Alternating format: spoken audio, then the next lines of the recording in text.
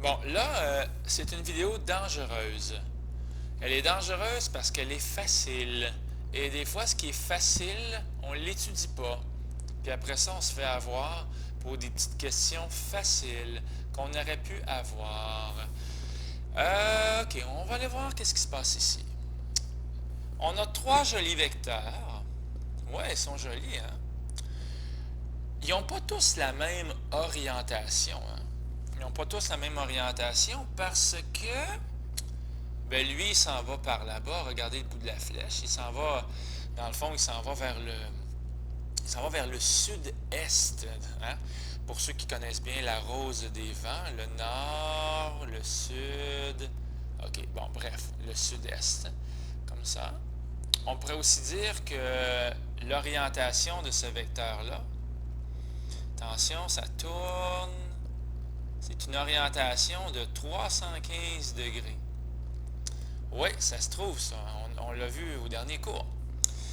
Y en a-tu d'autres avec une orientation de 315 degrés? Je pense que lui aussi, il a une orientation de 315 degrés. Comme ça. On va l'écrire aussi. Par contre, lui, il n'a pas la même orientation. Hein? La flèche est là. On prend le bout, toujours avec l'axe horizontal. Et là, on a plutôt un vecteur qui s'en va vers le nord-ouest. Lui, il s'en va vers le nord-ouest. Tandis que les autres, c'était vers le sud-est. Non, lui, ça va être une orientation de 135 degrés. Encore une fois, je vous ai enseigné comment le faire dans l'autre vidéo. Alors, les trois vecteurs n'ont pas la même orientation. Bien sûr que non. Les trois vecteurs ont la même direction. Ah, c'est quoi la direction? Étant donné que les droites qui les supportent sont parallèles, attention de l'écrire comme il faut, parallèles, quand les droites sont parallèles, on dit que les vecteurs ont la même direction. Mais ils n'ont pas la même orientation, par exemple, parce qu'ils n'ont pas le même sens. Okay. Le sens, c'est quoi? C'est là où on va mettre le bout de notre flèche. Ici, ils ont le même sens. Hein? C, D et E, F ont le même sens. OK? Puis, lui, il a le sens contraire. Alors, même s'ils ont la même direction, ils n'ont pas le même sens. Et souvent, c'est ça qu'on confond, orientation et sens. Alors, finalement, pour que les vecteurs aient la même orientation, qu'est-ce que ça veut dire? Pour que les vecteurs aient la même orientation, il faut qu'ils aient la même direction, ce qui est le cas ici. Mais plus, il faut qu'il y ait le bout de la flèche au bon endroit, le même sens. OK? Alors, c'est des petits mots, c'est pas très difficile, mais il faut être prudent.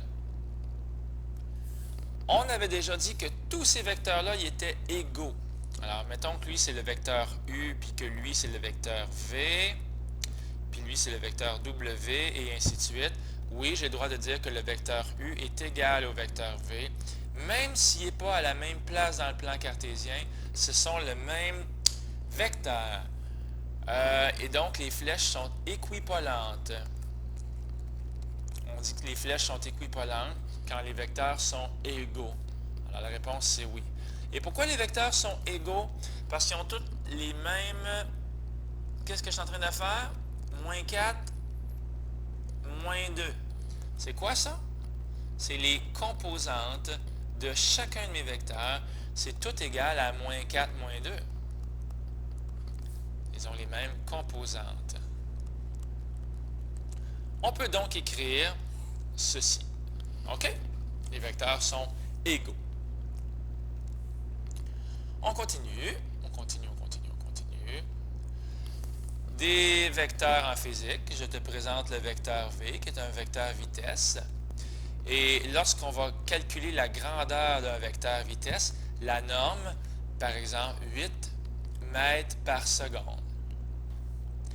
La force, souvent on prend la lettre F, la norme de ce vecteur-là, ça ne sera pas des mètres par seconde.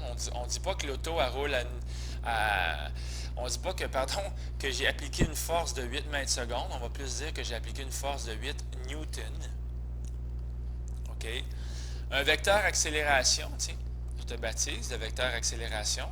La norme du vecteur accélération, bien ça, c'est des mètres par seconde carré. Ça doit être un peu plus difficile peut-être. Qu'est-ce que ça veut dire des mètres par seconde carré? Ben, le problème, c'est qu'à un moment donné, on a une vitesse, je ne sais pas moi, de 2 mètres par seconde. Puis après ça, à la seconde suivante, on a une vitesse de 4 mètres par seconde. Puis à la seconde suivante, on a une vitesse de 6 mètres seconde. Donc, à chaque seconde, OK, qu'est-ce qui se passe à chaque seconde? On gagne quoi?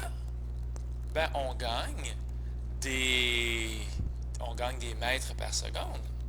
Hein? Ici, j'ai 2 mètres par seconde, puis une seconde plus tard, parce que je suis en train d'accélérer, j'ai gagné 2 mètres par seconde et je gagne encore des mètres par seconde. Donc, je gagne des mètres par seconde à chaque seconde. Finalement, je gagne des mètres par seconde, et c'est pour ça que ça devient des mètres par seconde carrés. Ne soyez pas trop traumatisés avec celui-là. Si vous êtes un peu perdu, on peut s'en parler, il n'y a pas de problème. OK?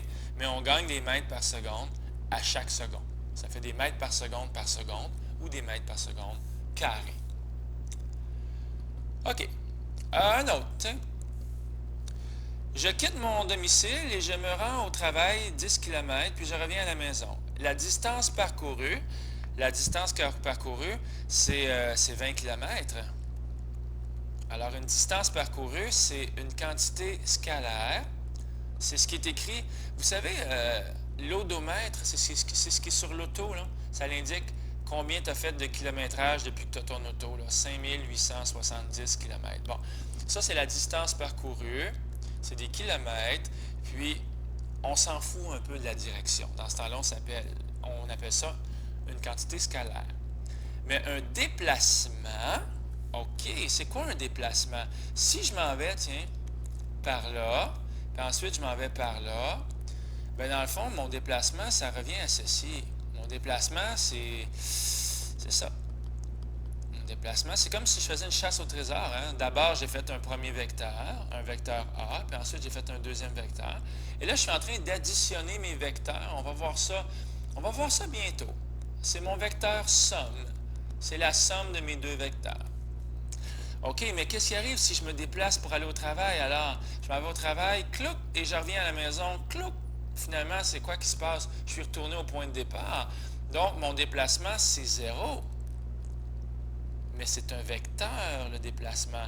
C'est le zéro vectoriel. C'est pour ça que le vecteur nul, on l'appelle le vecteur 0 avec une flèche. Donc, ça veut dire qu'il n'y en a pas de déplacement. Mais s'il y en avait un, ça serait un vecteur. C'est pour ça qu'on met une flèche. De toute façon, c'est un vecteur. On peut dire aussi que c'est le vecteur AA.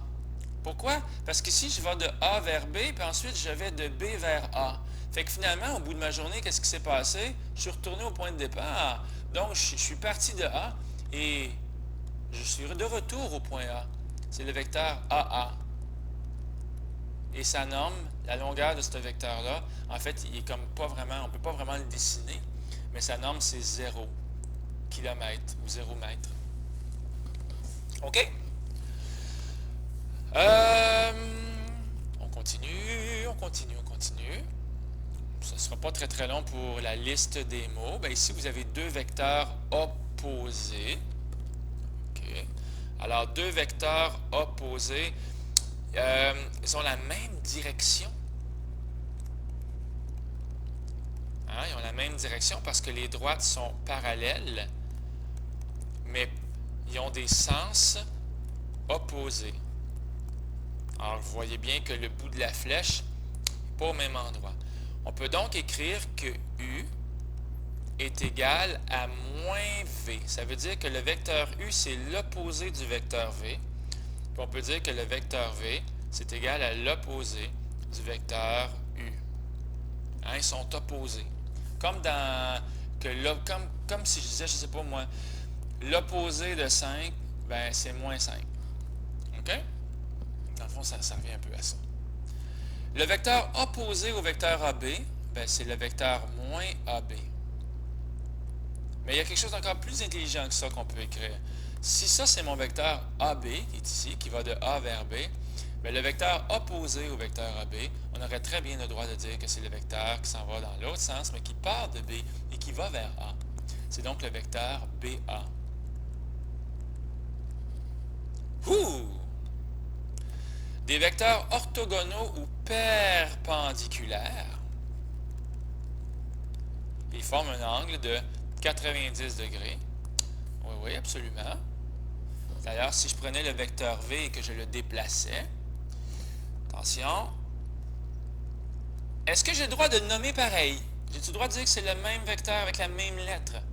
La réponse est oui, c'est le même vecteur. OK? Il a juste été dessiné à un endroit différent, mais ils ont les mêmes composantes.